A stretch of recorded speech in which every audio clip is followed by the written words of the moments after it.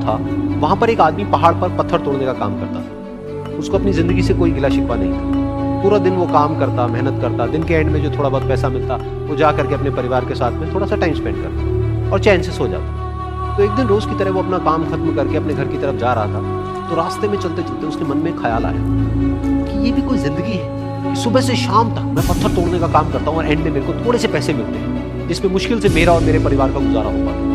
काश कुछ ऐसा हो जाए कि कहीं से मुझे कोई ऐसी शक्ति मिल जाए कि जो भी मैं चाहता हूँ वो सच हो जाए। वो अपने घर पर गया, उसने खाना खाया, लेकिन उसका ध्यान खाने की तरफ नहीं था। उसके दिमाग में यही ख्याल चल रहा। उसके बाद में वो यही सोचते सोचते सो गया। फिर नींद आने के कुछ देर बाद उसको एक सपना आया। सपने में उसने देखा कि रोज की तरह वो अपना काम खत्म करके अपने घर लौट रहा था। रास्ते में उसने एक बहुत ही बड़ा घर देखा और उसके मन में आया कि काश ये घर मेरा होता और मैं इसका मालिक होता।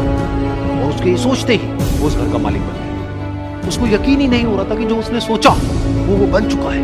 लेकिन उसकी खुशी ज्यादा देर से नहीं, क्योंकि उसको एकदम से एक शोर सुनाई दिया। उसने अपने घर के बाहर देखा कि एक बहुत बड़ी रैली निकल रही है जिसमें बीचों बीच एक पॉलिटिशियन है जो ऐसे ऐसे हाथ हिला रहा है और वहां पर जितने भी लोग खड़े थे सब उसके नाम के नारे लगा रहे थे। उसके आगे हाथ जोड़ करके खड़े थे, सब उसको देखने के लिए तड़प रहे थे। तब उसको ये एहसास हुआ कि मैं कितना छोटा हूं उसके आगे। और फिर उसके अंदर से एक ख्याल हुआ कि काश मैं ये पॉलिटिशियन होता और मेरे पास भी इतनी ही पावर होती जितनी कि इसके पास होती। बस उसका इतना सा सोचने की देर वो पॉलिटिशियन बन गया।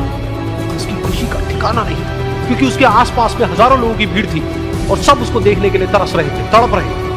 लेकिन उसकी ये खुशी ज्यादा देर नहीं थी। धूप बहुत ही तेज थी और उस पॉलिटिशियन को आदत नहीं थी इतनी गर्मी में रहने। तो उस धूप की वजह से उसको चक्कर आ गए और वो बेहोश होकर के गिर।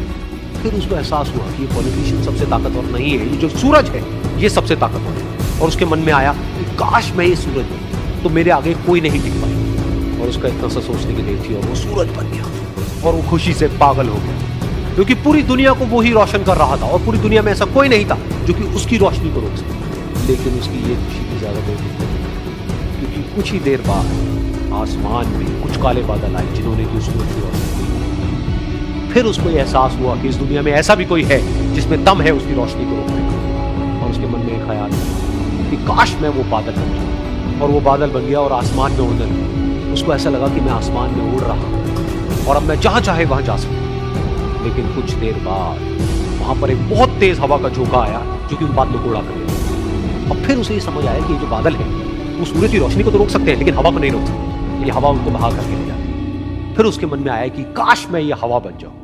और वो हवा बन गया। हवा बनने के बाद में उसको अपने अंदर एक अलग ही ऊर्जा का अनुभव हुआ। वो चाहे तो आराम से बहता और चाहे तो आंधी बन करके, तूफान बन करके, जिसको भी चाहे उड़ा करके ले जाता। उसको ये विश्वास होने ही लगा था कि इस दुनिया में सबसे ज्यादा शक्तिशाली मैं हूं। लेकिन तभी उसके सामने आया एक पहाड़। उसने अपनी पूरी ताकत लगा दी लेकिन उस पहाड़ को वो इतना सा भी नहीं हिला पाया। तब उसको यह एहसास हुआ कि इस दुनिया में कोई है जो हवा से भी ज्यादा शक्तिशाली है, जिसमें दम है उस हवा को रोकने का।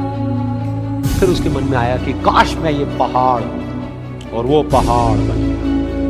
लेकिन हर बार इस बार भी उसकी खुशी ज्यादा देर तक नहीं थी। उसको एक जानी पहचानी सी आवाज सुनाई दी और साथ ही साथ उसको दर्द होने लगा, जैसे कि कोई है जो उसको तोड़ रहा है, उसको मार रहा है। तो दर्द से वो चीखने लगा और उसके मन में आया कि काश मैं वो बन जाऊं जो कि इस पहाड़ को तोड़ने का दम रखता है। लेकिन इस बार उसकी एक ख्वाहिश पूरी नहीं हुई। वो रोने लगा, चीखने लगा, चिल्लाने लगा। उसने अपनी पूरी जान लगा दी लेकिन इस बार वो नहीं बन पाया।